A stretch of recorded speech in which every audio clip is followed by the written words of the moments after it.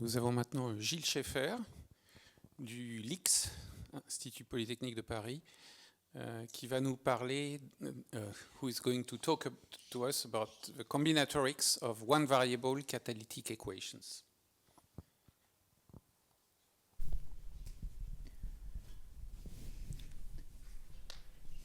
Okay, hello everybody, do you hear me well? Okay, so I'm happy to be here to honor Emmanuel. It's a real pleasure, and I will come back later in my talk on some of the things he has done and closely related to my work. So I will be discussing the combinatorics of one variable catalytic equations. So it's really also a pleasure for me to talk after Mireille, because she introduced the topic for me. This is joint work with Enrica Duchi. So as we have seen in Mireille's talk, one catalytic equation is a certain kind of equation involving formal Fourier series solutions that depend on two variables for the main series and a collection of small equations. First example that I will give of such equation is an equation for counting rooted planar maps according to their phase degree distribution. It's a neat and simple equation, which is at least appear in a paper of Bender and Canfield, but is of the third equation type. And I will not present the derivation of this equation, as this is very similar to what Mireille has shown you in the previous, in the introduction of her talks. So these equations appear at many places in map enumeration. In the earlier physics literature, they appeared somehow in the guise of loop equations. They are now maybe more accurately called discrete differential equations, for some reason that I will briefly mention later. And one of my points is that these equations, however ubiquitous they are in the map enumeration problem, also appear in many other combinatorial settings. And this is just a few examples of other combinatorial structures that are enumerated by equations of these types. So, as Mireille mentioned, under certain conditions, the solution of these equations are algebraic. So I have rewritten the equation here in the discrete differential form, where instead of involving the small unknown here, we rewrite the equation in terms of the discrete derivative of various order of the original function, but this is essentially the same thing. And Mireille, as a special case of a more general theorem, as she mentioned, proved with Arnaud that for equation of this form, non-degenerate, then the solution is unique and therefore algebraic, and also they provide an explicit way to write down the a system of algebraic equation that is satisfied by the solutions. I'm sorry. So if you do this to this third equation that I wrote before, you end up with a system of algebraic equations and the parametrization of this solution by a rational parametrization, which you actually can rewrite in the following form, which is which actually was already known by Emmanuel and his co-authors, and can be derived, was derived earlier by some matrix integral techniques. And this illustrates the fact that the solution of this is an algebraic system. So maybe it's not completely immediate to see that this is an algebraic equation, so let me just specifies that it is actually algebraic when you restrict your attention to the finite case, where you limit the degree, the maximal degree that appear that you allow on the map, and therefore you limit here this summation to a finite sum, and then this equation boils down to a finite number of equations. And for instance, in the case of triangulations, when you only allow vertices of degree 3, the equation simplifies and the parametrization as well. And here you see explicitly that this is an algebraic system of equations. Okay, so the coefficient extraction that are there are just fake, I would say, cosmetic ways to write down the equation in a compact way, but in fact it's really an algebraic system of equations. So my interest in this talk is about the combinatorial interpretation that you can give to such algebraic equations. So as Mireille mentioned, I think algebraic equations are closely related to tree structures. And another way to state that is that a natural combinatorial way to lift a system of algebraic equation is to view it as the image of the translation of a specification, a combinatorial specification of a combinatorial class in a context-free specification, meaning that you have a certain number of classes that can be decomposed into smaller objects of the same classes that are combined by a finite combination of sums and Cartesian products. So a typical example would be the class of binary tree, which you have, which admits a recursive decomposition of this type. And there is a very simple way to understand the fact that as soon as a class of combinatorial structure satisfies some equation of this type, then their generating series satisfy the system of algebraic equations, as exemplified on the case of binary tree there. So this in particular was discovered in the early days of formal language theory by Chomsky and Schutzenberger in the 70s, where they stated this result in essentially in the same language. And also Schutzenberger suggested what is sometimes referred to as the Schutzenberger methodology, which consists in really asking a question to combinatorists, saying that if you have a family of combinatorial structures that you know have algebraic generating series, so n algebraics just means here that the coefficient that appear there should be integer, so that you can hope to have a combinatorial lift above, then you would like to have such a combinatorial lift to understand to have, let's say, a natural interpretation of the fact that the series are algebraic. Another way to state this is in terms of families of multi-type simply generated trees, meaning that you can always view these kind of context-free specification as describing families of trees that are governed by very simple rules, saying that you have restrictions about the type of children that a vertex can have, but apart from that, all the subtree are independent one from another. So in a sense, you can either view these as looking for such combinatorial families that have n algebraic series for context-free specifications, or for bijection with such multi-type trees.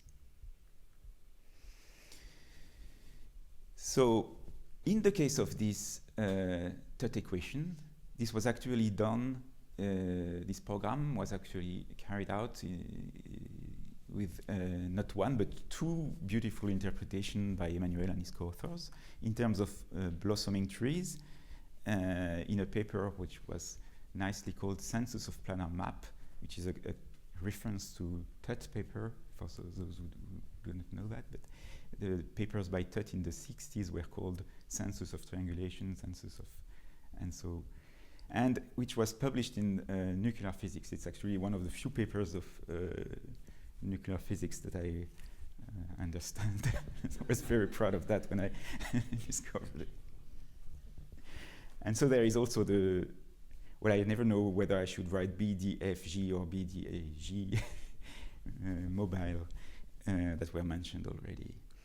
And actually there is a third interpretation which was also given by Emmanuel and Jeremy in terms of pizza slice, the pizza slice decomposition of planar map, which actually carries out the other part of the program. So this is the part where you put trees, maps into bijection with trees, and there you do it by giving directly a context-free specification of the map by decomposing the structures themselves, which is not very different, but in terms of it can have nice nice way to understand the algebraicity of these structures. Okay, so in summary of this introduction, the map have easy catalytic specification. It's usually much easier to write directly this catalytic equation. It's not, well, there are quotes there, but it's reasonably easy. Catalytic equation, at least one catalytic equations have nice algebraic solutions. And this has provided a number of interesting interpretation problems, combinatorial interpretation problems that have given us combinatorialists and also some physicists work to do for several years.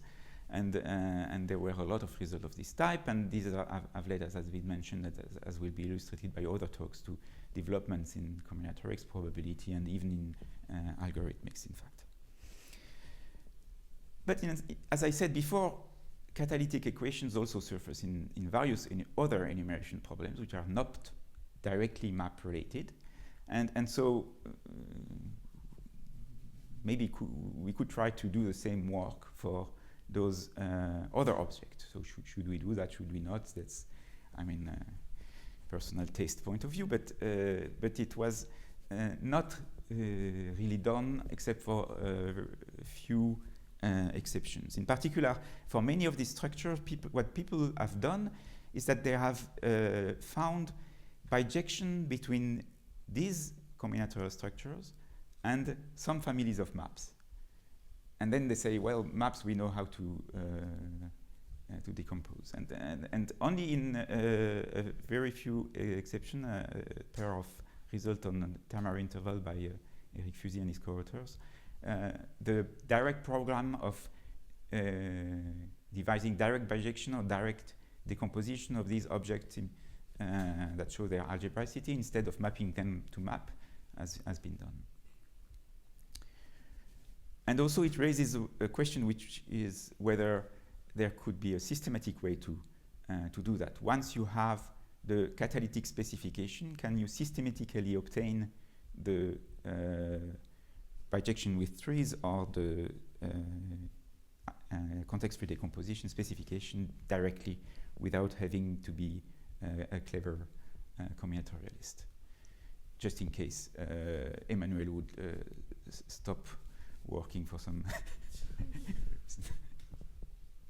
Okay, so here is a case where this can be done. So let us look more explicitly to the explicit solution of the explicit specification of the algebraic solution, which is given by Bousquet-Mélougian theorem in the case of one catalytic equation of order 1.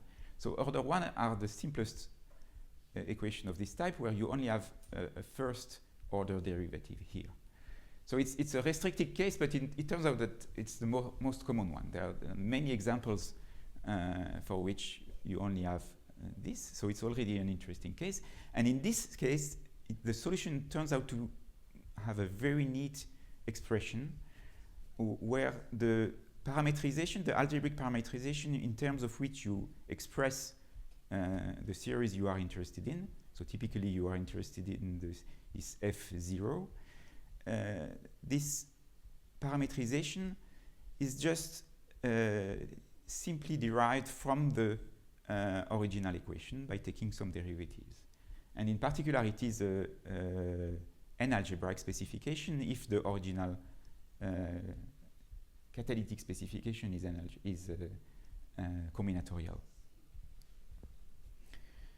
So what I will do is quickly show how you can build on that to give a generic combinatorial interpretation.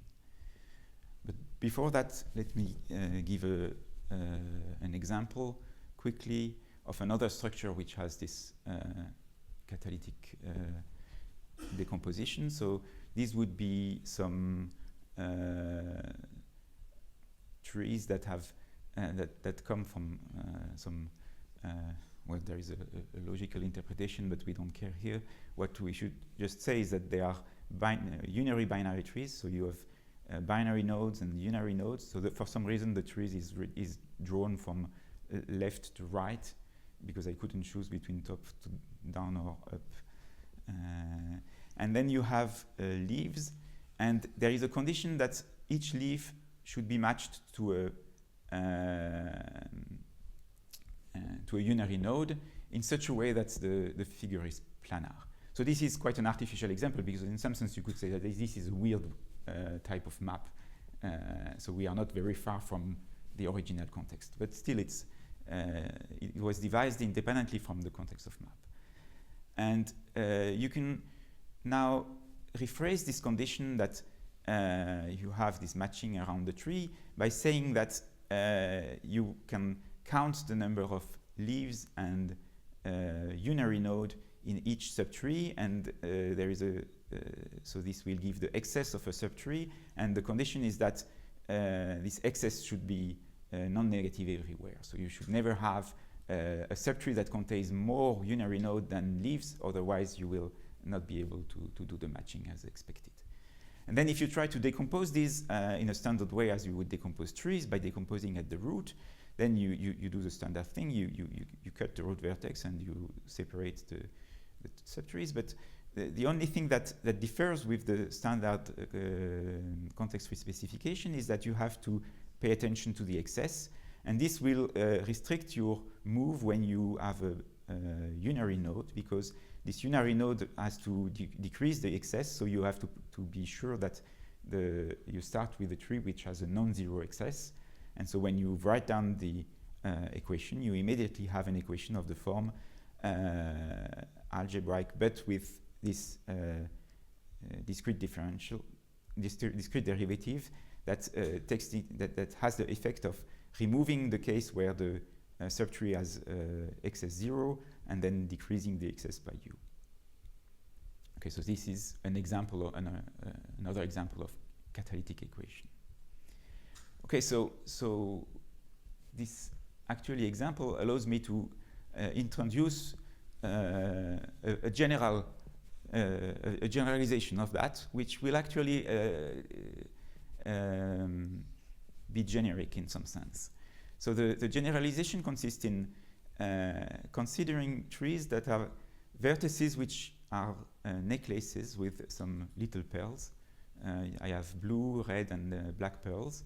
The edges are of two types. Either they start from each vertex has a local root, which is a black square. And then you have black edges from leaving the black pearls, and red edges leaving the red pearls. And the blue pearls are the increment for the excess, and the red pearl are the decrement for the excess. And so you make trees with these vertices, and then you select inside this set of trees those that are non-negative, those that have this property that at every edge the subtree has to have a non-negative excess.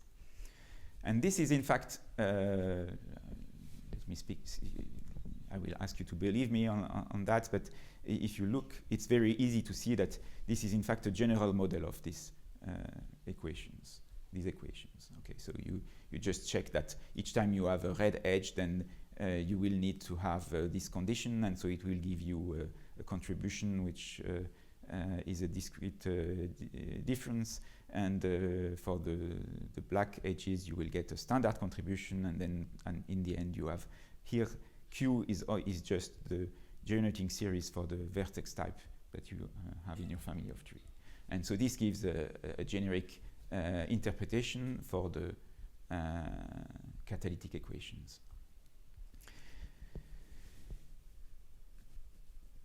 And then you can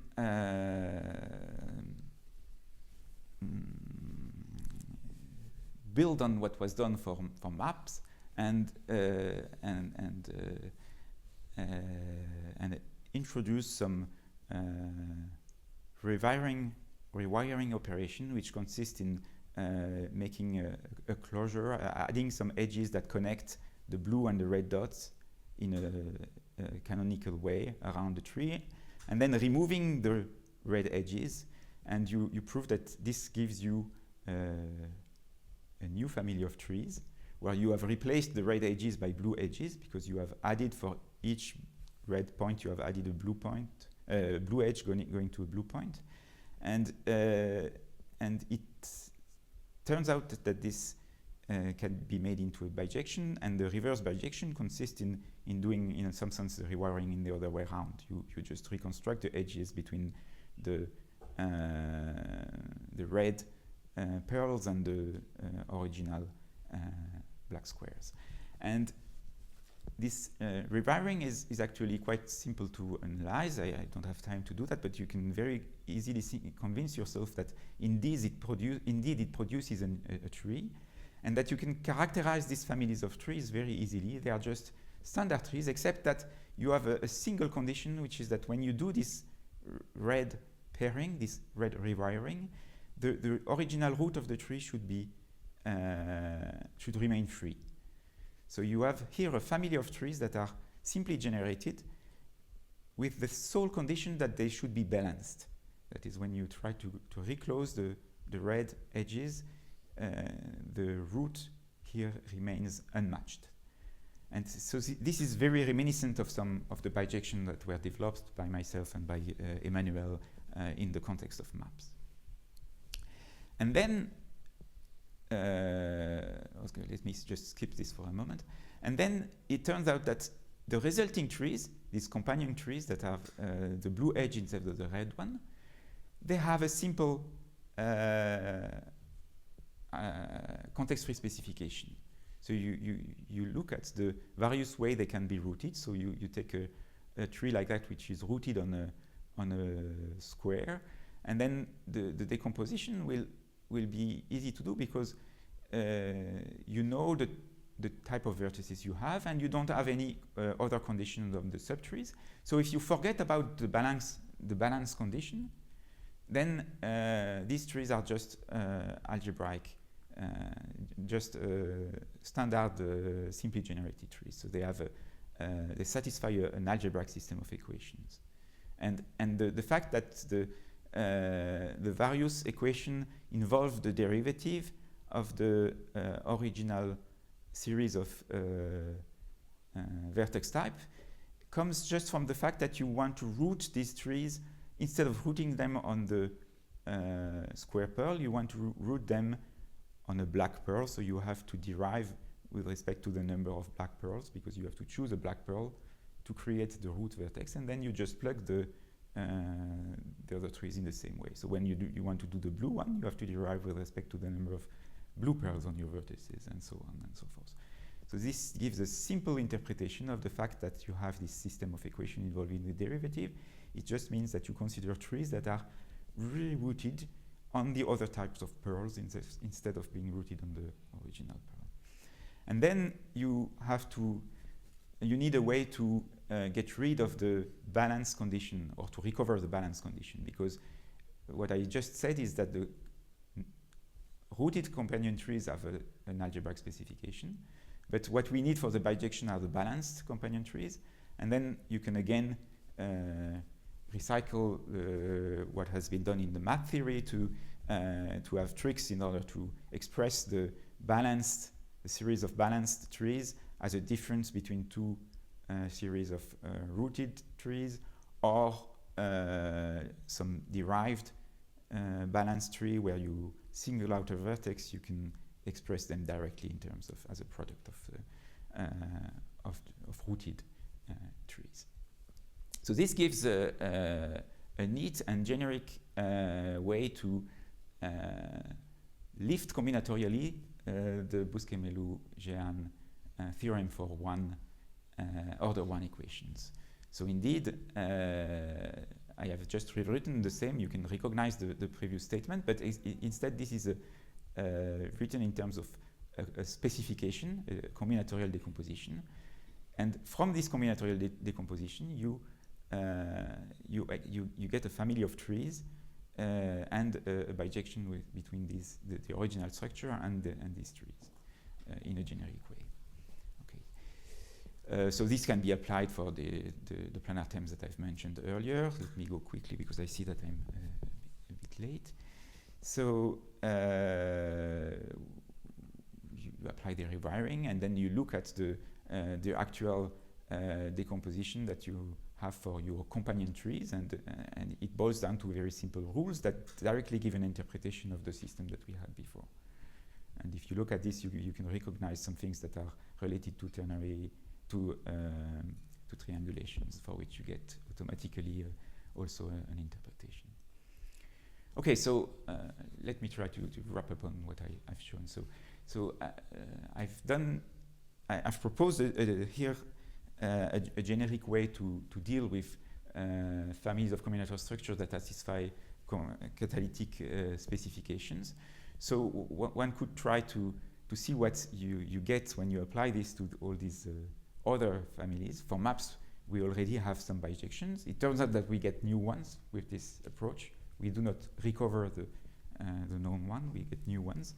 But we could apply this to all these families, and we could ask questions for Emmanuel if he wants to do something else than map. Maybe what are the pizza slices for this structure? Because what we get is really, in each time we start from a catalytic specification for the combinatorial structure, and we get a bijection between the derivation trees for this recursive decomposition and some simple trees.